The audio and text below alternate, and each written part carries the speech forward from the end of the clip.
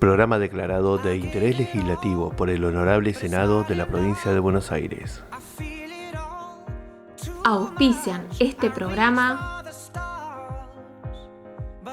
En Azul y en Tapalqué, Joma Deportes. Lo Domingo, casa de té y picadas. Me vestí de reina. Artículos rurales y alambradores Los Hermanos. Aire Yo Soy, de Jessica Valeri. Damero, revestimientos. Ibú, indumentaria. Consejo Deliberante de Azul. Municipalidad de Azul. Hola Pablo, ¿cómo estás? Bueno, bienvenido de nuevo a Historia de Miércoles. Gracias por sumarte a esta propuesta otra vez. ¿Qué tal? Muchas gracias nuevamente por la invitación y bueno, vamos a estar hablando un poquito de historia argentina hoy, así que vamos a meternos en temas que son históricos pero que nos traen mucho a la actualidad, ¿no? Como el neoliberalismo. Así que... Y es importante que revisitemos nuestra propia historia para poder entender algunos conceptos que se barajan a diario en diferentes medios de comunicación y que quizás o no sabemos bien a qué refieren o no podemos enmarcarlos históricamente, y me parece que en este sentido tu intervención va a ser fundamental. Así que te doy la palabra para que nos cuentes un poco del neoliberalismo en Argentina. Sí, bueno, a ver, muchas gracias y me gustaba encarar un poco la charla de hoy desde un ángulo quizás o de una perspectiva distinta. Obviamente vamos a estar hablando y definiendo varias cosas, pero creo que hay un factor que es importante, sobre todo en los días que corren, que tienen que ver un poco con las resistencias, ¿no? No solamente entender lo que está pasando, sino también cómo puede reaccionar la sociedad. Y bueno, obviamente cada experiencia histórica es distinta, ¿no? Pero nosotros tenemos un pasado reciente bastante movidito en ese sentido. Cuando me hiciste la invitación y veía algunos de tus videos anteriores, me habías mostrado uno con Altamira, ¿no? Donde se habla mucho del movimiento piquetero y las resistencias. Y bueno, me gustaría encararlo ahí y bueno, tratar de brindar una perspectiva que nos ayude a activar un poquito, ¿no? En un momento tan oscuro en muchos sentidos, ¿no? Por lo menos desde mi punto de vista, ¿no? Cada uno tiene su mirada, pero creo que es importante tomar los ejemplos y las huellas de la historia justamente para poder accionar y mover, agitar un poquito el avispero, ¿no? Entonces, en ese sentido, investigando y buscando algún disparador, algún material que sirva para la charla, me encontré con una movilización, con un paro, del cual se están cumpliendo unos 30 años, ¿sí? Que se desarrolló principalmente en la provincia de Buenos Aires, La Pampa, lo que es el sector de la Pampa húmeda, la Pampa productiva, que fue el paro nacional agrario en agosto de 1994, que es una de las primeras expresiones de movilización a gran escala en contra de las políticas neoliberales que se estaban desarrollando en ese momento en el gobierno de Menem. Luego, más adelante, vienen los casos de los movimientos piqueteros, ¿no? Como fue Cultralcó, como fue Plaza Winkle, como también se dieron en Salta, ¿no? Que bueno, quizás son casos más conocidos y que tienen que ver también con otro extracto social que luego va a tomar protagonismo en el 2001. Entonces, a veces también la historia se cuenta de atrás para adelante, ¿no? Entonces, vemos que quizás el movimiento piquetero fue fundamental en el 2001 y cuando empezamos a arrastrar para atrás, sí, nos vamos a encontrar con esas experiencias. Pero el caso de este paro nacional agrario en el 94, cuando todavía no había sucedido los primeros piquetes, me parecía que estaba bueno traerlo, ¿no? Porque nos habla de una extracción de, si se quiere, clase media dentro del campo, ¿no? De todo ese gran espectro variado, muy, muy variado que es el sector agrícola en la Argentina, donde tenemos grandes conglomerados monopólicos internacionales, pero también tenemos pequeños chacreros, pequeños productores, ¿no? Y justamente esos son los sectores que se movilizan en contra de las políticas de Menem, ¿no? Y fundamentalmente en contra de qué políticas se están manifestando. Tenemos dos aspectos generales muy grandes que tienen que ver con una caída de precio internacional, que muchas veces eso no se puede manejar, digamos, desde Argentina, porque si caen los precios en el mundo, lamentablemente caen y se pierde. Y por el otro lado, el aumento de los costos, que ahí sí es donde el gobierno tenía gran parte de responsabilidad, ¿no? Pero lo que está por detrás de esas dos grandes causas es un gran abandono del Estado, ¿no? Un gran abandono de políticas públicas, que era justamente parte del programa neoliberal del menemismo, ¿no? Y ahí podemos enganchar un poco con esta definición, ¿sí? de neoliberalismo y tratar de entender qué era el neoliberalismo en sí, ¿no? Cuando hablamos de neoliberalismo pensamos en no solamente un conjunto de políticas económicas, no es solo eso, sino que estamos hablando también de un momento histórico, ¿sí? Estamos hablando de un periodo de la historia incluso de la humanidad, ¿sí? De finales del siglo XX, donde se dan ciertas circunstancias como son, en primer lugar, la caída del muro de Berlín, ¿sí? 1989, y un avance desenfrenado de Estados Unidos, ¿no? En todo el mundo. Y ese avance desenfrenado va a generar, digamos, las condiciones de que en aquellos estados que por miedo al avance de los partidos comunistas y socialistas se estaban aplicando políticas de estados de bienestar, lo que se llama capitalismo, digamos, social o con apoyo del Estado hacia la producción o hacia sectores vulnerables, digamos, eso deja de ser necesario, por así decirlo, ¿no? Deja de tener utilidad en un contexto donde la amenaza comunista no existe más, ¿no? Entonces, ese panorama que se le abre a Estados Unidos a nivel mundial genera una corriente, o reaviva, mejor dicho, una corriente que es la neoliberal, ¿no? Que es lisa y llanamente el capitalismo desenfrenado, ¿sí? Un capitalismo en donde el Estado se corre a un lado y básicamente vale todo, ¿no? Es muy interesante todo lo que estás diciendo, pero hay dos cosas que son fundamentales, me parece, para entender este análisis.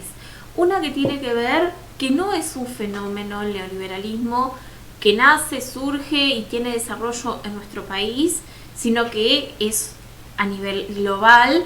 Para aquellos que gusten de las series, se puede ver súper claro en The Crown cuando llega Margaret Thatcher al poder en Inglaterra. Y además, esto otro que marcas, que toma una teoría que es bastante vieja, si se me permite el término, porque es decimonónica, que es la teoría de Adam Smith, que después van a desarrollar también David Ricardo y bueno, otros economistas, que es la corriente liberal.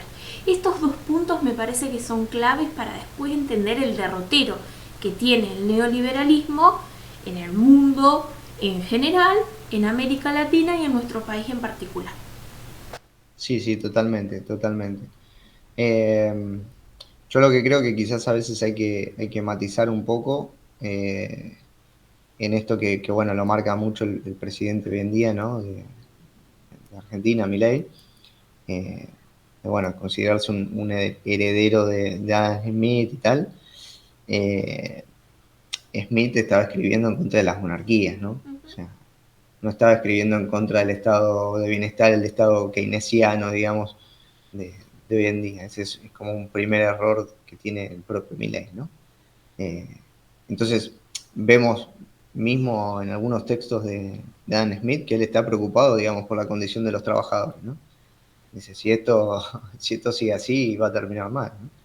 Que es algo que a Milei no le importa, ¿no? O sea, si terminan mal, termina mal. Entonces, para no llevarlo tanto al tema Milei, digamos que es una expresión, digamos, de lo que estamos tratando o estudiando. O sea, no se trata de encontrar un culpable ni nada, pero bueno, de entender, digamos, de dónde viene cada cuestión, ¿no? Entonces, sí, es verdad que ese pensamiento liberal, ¿sí? que desarrolla Adam Smith, Ricardo, como bien decías, más adelante va a ir creciendo y va a encontrar, digamos, en otros exponentes más centrados al siglo XX, donde sí están, digamos, combatiendo al Estado keynesiano, lisa y llanamente, el Estado que es, digamos, empieza a aparecer después de la Segunda Guerra Mundial, el Estado keynesiano, por así decirlo. Un Estado presente, un Estado que elabora políticas públicas, que tiene que ver con la idea del Plan Marshall, que era la reconstrucción de Europa, o sea, con fondos públicos, reconstruir Europa, ¿no? Fondos de Estados Unidos, la reconstrucción de las ciudades. Era una inyección de dinero que ponía a trabajar a la gente, digamos, y que le permitía un sustento cuando el sector privado no tenía la potencialidad de hacerlo, ¿no? Entonces, en ese contexto, Milton Friedman y otros escritores y pensadores de la escuela neoliberal, bueno, ellos salen a criticar eso y, digamos, plantean que tiene que ser el sector privado el que lleva adelante ese proceso, un poco fuera de contexto, digamos, ¿no? Porque era un sector privado que no tenía la potencialidad de hacerlo. Y bueno, como vos bien decías, más adelante empieza un proceso de choque directo, por lo menos de Estados Unidos, con Ronald Reagan, hacia la Unión Soviética, y ahí aparecen también figuras en Europa, como es el caso de Margaret Thatcher, de empezar a romper y chocar con el movimiento obrero organizado, que es como la gran primera barrera que tiene el capitalismo internacional, digamos, para desarrollar, digamos, plenamente sus intenciones, digamos, ¿no? En esa lucha, en ese combate, bueno, obviamente Margaret Thatcher termina venciendo, ¿no? En su campo de batalla específico, que es Inglaterra. Y bueno, después con la caída ya del muro de Berlín, bueno, se abre, digamos, esa caja de Pandora, ¿no? Que bueno, hace de esas luchas mucho más frontales, ¿no? Y partidos o expresiones sindicales que quizás antes tenían el apoyo de la Unión Soviética, dejan de tenerlo y bueno, empieza a haber un retroceso muy, muy claro. En Argentina la expresión de eso fue la dictadura. Claro. La dictadura del 76 choca directamente con el movimiento obrero organizado, lo destruye, lo hace desaparecer, lo fusila, lo mata, lo tira por aviones. Es muy crudo ese enfrentamiento, muy directo. Y bueno, eso genera las condiciones para que luego, cuando cae efectivamente el muro de Berlín y este avance capitalista a nivel internacional, en Argentina penetra muy fácilmente, digamos. O sea, es uno de los primeros países que adopta este modelo.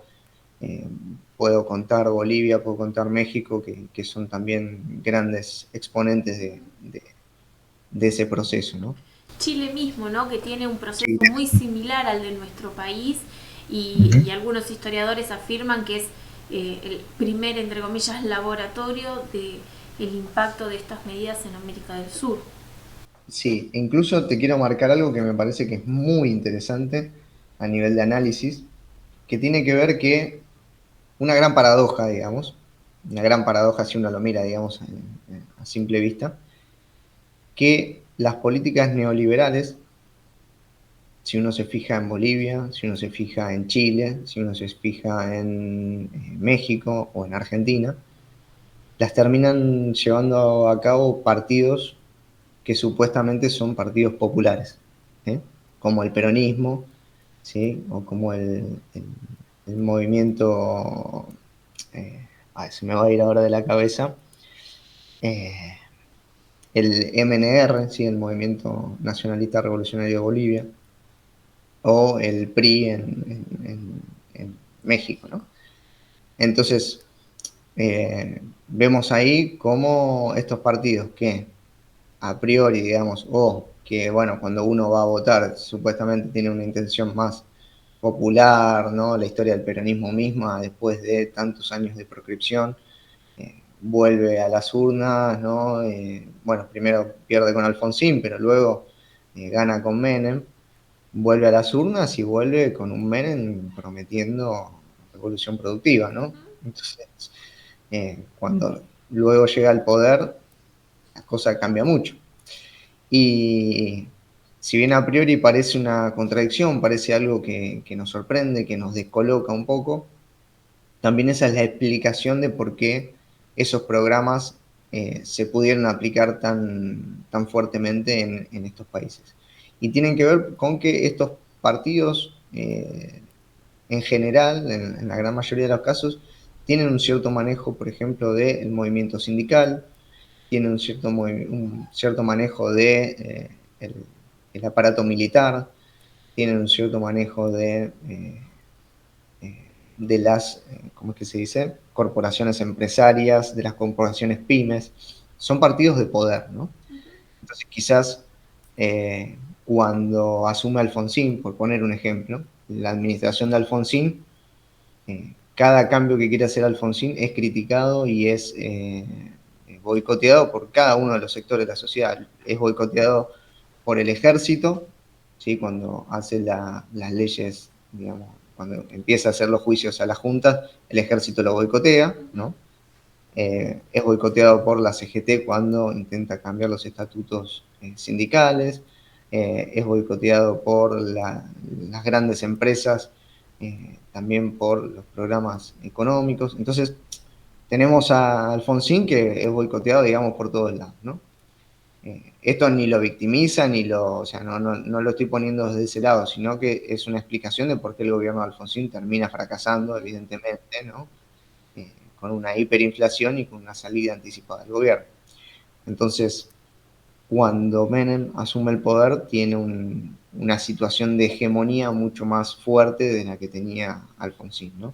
Él rápidamente con los indultos deja contento a los militares y se los pone de su lado, deja contento a los exguerrilleros y los pone de su lado también, deja contento a las corporaciones empresarias que, aquellas que estaban sobre todo ligadas al capital internacional, se ven muy beneficiadas. Y después, bueno, empieza todo el proceso de privatizaciones, de devaluación, que eso, bueno, obviamente a las empresas más concentradas las favorece enormemente, ¿no? Sí, es verdad que recién hacia el final de su mandato, al final, sí, es verdad que la CGT y la CTA, sobre todo como organización y como conglomerado sindical, empiezan a hacer una confrontación mucho más dura, porque hasta ese momento eran o sindicatos, por ejemplo, de municipales, ¿no? O movimientos piqueteros, mucho más inorgánicos, ¿no? No era la gente saliendo a hacerle un paro a Menem, por ejemplo, ¿no? El gremio docente que plantó Exacto. su carpa blanca en Plaza de Mayo, ¿no? Como emblema de la resistencia al Por avance ejemplo. también y a los cambios que se dieron en la educación de todo el país. Exacto. Vemos cómo esas expresiones estaban como mucho más sectorizadas en esos reclamos y no había una banca completa de la CGT saliendo a hacer un paro nacional, por ejemplo, ¿no? Entonces, eso nos habla un poco también de que hay una base que está descontenta y que apela a su sindicato específico, en ese caso los docentes, ¿no? Y ahí sí el sindicato sale a bancar a su base, ¿no? Pero no vemos a la cúpula saliendo a bancar a la base, ¿no? Sí, es verdad que al final del gobierno de Menem, sobre todo con Moyano a la cabeza, ¿no? Empieza a haber hay una cierta crítica al gobierno. Ahora bien, si vamos a lo que fue el gobierno de Menem, en sí específicamente, vamos a ver que hay dos grandes políticas que lleva adelante Menem por medio de su ministro de Economía, que era Domingo Cavallo, que se transforma en una figura, digamos, central de la política argentina, que son el plan de convertibilidad, ¿sí? Y las privatizaciones, ¿sí? Esas son como las dos grandes patas de su programa económico. Y estos dos grandes ejes tienen que ver con agrandar, digamos, la base monetaria, digamos, del país, de la reserva del Banco Central. En un primer momento, este cambio de moneda, ¿no? La convertibilidad, justamente buscaba, se le quitaban 4 ceros a la moneda, ¿sí? Al peso argentino, y se establecía un 1 a 1, ¿sí? Con la moneda dólar, ¿sí? Es decir, esto para algunos que en el momento de las elecciones de Milei, me acuerdo, se fantaseaba mucho con, porque no sé si era por ignorancia o era un truco electoralista, se decía, si yo estoy cobrando 20.000 pesos, voy a cobrar 20.000 dólares, ¿no? Bueno, eso no fue lo que pasó en el gobierno de Menem, sino que si vos cobras 20.000 pesos, ibas a cobrar 2 dólares, ¿no? Por ejemplo, ¿no? Por poner un ejemplo. Entonces, ese plan de convertibilidad llevó a la moneda a una paridad con el dólar, que eso, digamos, es una política monetaria fiscal que la podría llegar a tomar cualquier gobierno. El problema es eso después cómo lo financiás, ¿no? ¿Cómo haces para financiar eso? La idea que tiene Cavallo en un primer momento es las privatizaciones, que consiste en salir a vender el patrimonio del Estado, ¿sí? Y con eso generar una gran caja, una gran recaudación. Bueno, muchos historiadores y economistas te van a decir, sí, bueno, el plan de Cavallo funcionó los primeros 3, 4 años, ¿no? Después de eso se vino abajo, porque claro, cuando se terminó la recaudación de esa gran venta nacional, había que seguir financiando ese 1 a 1. ¿Y cómo se financió? Por medio de créditos, ¿no? Externos, endeudamiento, ¿no? Internacional, y ahí es donde empieza a ingresar el Fondo Monetario, ¿no? Que el Fondo Monetario es como un prestamista de última instancia, es el que viene y te paga las deudas que vos tenés con los demás, pero para someterte a vos y dejarte a vos endeudado con el fondo, ¿no? Y ahí sí es cuando el fondo empieza a imponer políticas económicas, ¿no? O sea, ya la relación con el fondo no es meramente económica, no es yo te doy dinero y ahora vos me debes y me pagás intereses, sino que además es política, ¿sí? La acción del Fondo Monetario además te impone políticas. Entonces, bueno, ahí es cuando se empieza a complicar la cosa, ¿no? Y en el medio del gobierno de Menem hay una serie de crisis, una que tiene que ver en el mundo asiático, digamos, crisis que tienen que ver con China, que tienen que ver con Japón, ¿no? Un profundo movimiento de reformulación, digamos, económica de esos mercados, ¿no?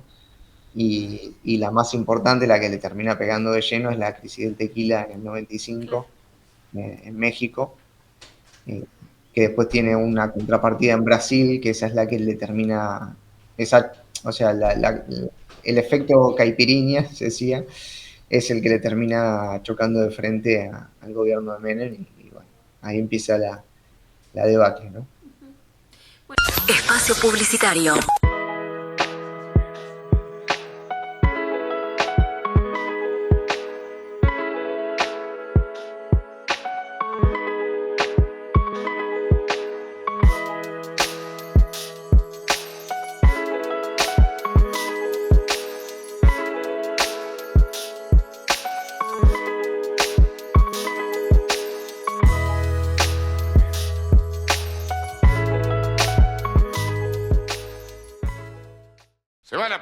Los Hermanos, de Frías y Fernández.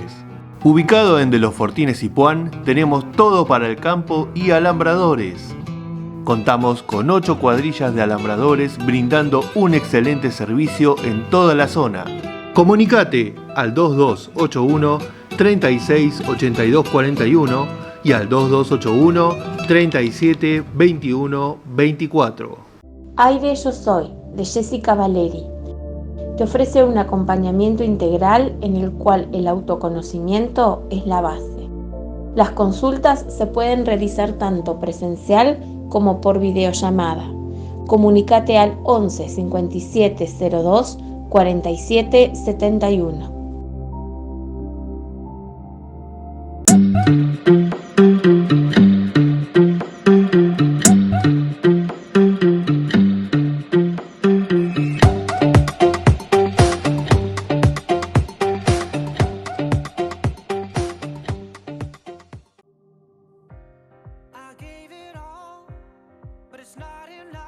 Un programa para conocer y analizar la cultura y la educación de nuestra región. Te invitamos a conocer la historia de una manera diferente. Historias de miércoles con Angie Leviña. Miércoles a las 22 por Somos.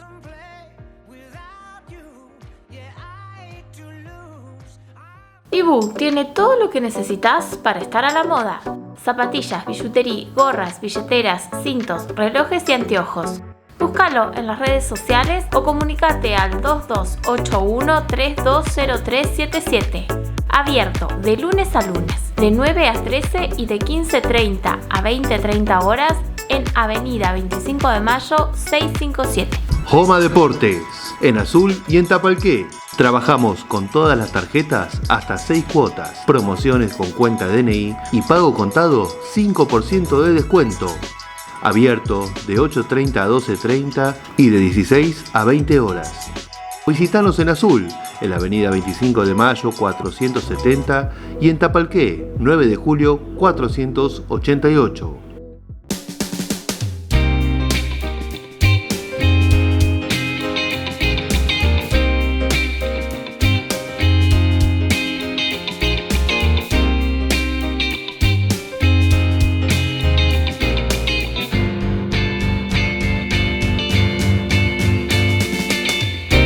Fin. Espacio publicitario. Bueno, Pablo, esto tiene muchísima tela más para cortar, por supuesto. Queremos seguir charlando con vos, así que ya dejamos abierta la invitación para cuando tengas algún otro ratito te puedas volver a sumar para que podamos seguir debatiendo estos temas que, como bien decíamos al principio, son históricos pero tienen una relevancia actual impresionante. Así que por el momento, muchas gracias. Bueno, muchas gracias a vos. Sí, como decías, nos ayudan a entender el presente, ¿no? A entender el presente, y me parecía que estaba bueno también pensarlo desde las resistencias para poder activar un poco y ver cómo encontrarle la vuelta a esto. Así que bueno, Angie, muchas gracias por la invitación. Bueno, los invito ahí a los seguidores a visitarme en mi sitio web, en Huellas de la Historia, así tanto en la web propiamente dicha, pero en las redes sociales, ¿no? Y en YouTube también estamos ahí haciendo fuerza. Bueno, muchas gracias y nos vemos pronto. Nos vemos pronto. Adiós. Adiós.